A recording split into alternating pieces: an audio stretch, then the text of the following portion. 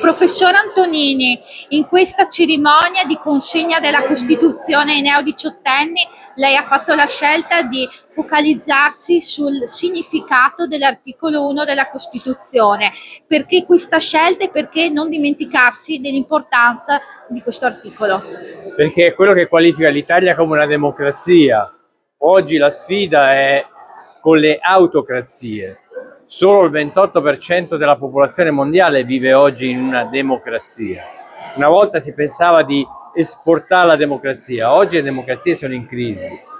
E io ho voluto dire ai giovani: stiamo attenti, perché le democrazie non muoiono se le assassinano, ma muoiono perché si suicidano.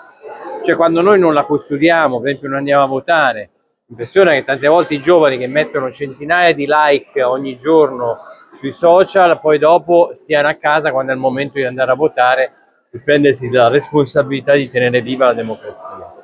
Quindi ho voluto mettere in evidenza come vivere in una democrazia vuol dire vivere dentro la libertà, perché la libertà è come l'aria, nel senso che si sa l'importanza che ha quando ce la tolgono, mentre normalmente noi la diamo per scontata.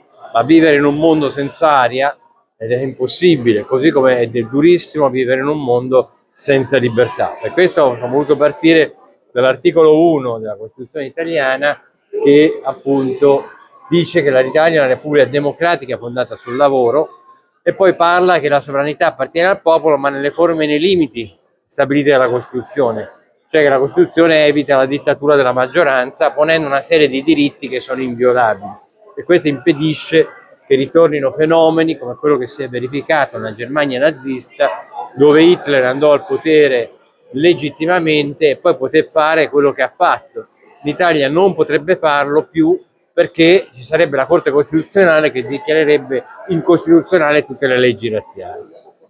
Lei ha anche toccato il tema dell'assenteismo alle urne, invitando i ragazzi a cogliere questa opportunità per contribuire alle scelte del paese. Secondo lei c'è speranza per il futuro, per un'inversione di tendenza, ovvero che i giovani si interessino di più alla politica? Dipende dall'esempio che gli diamo noi adulti e dalla narrazione che siamo noi adulti in grado di fare.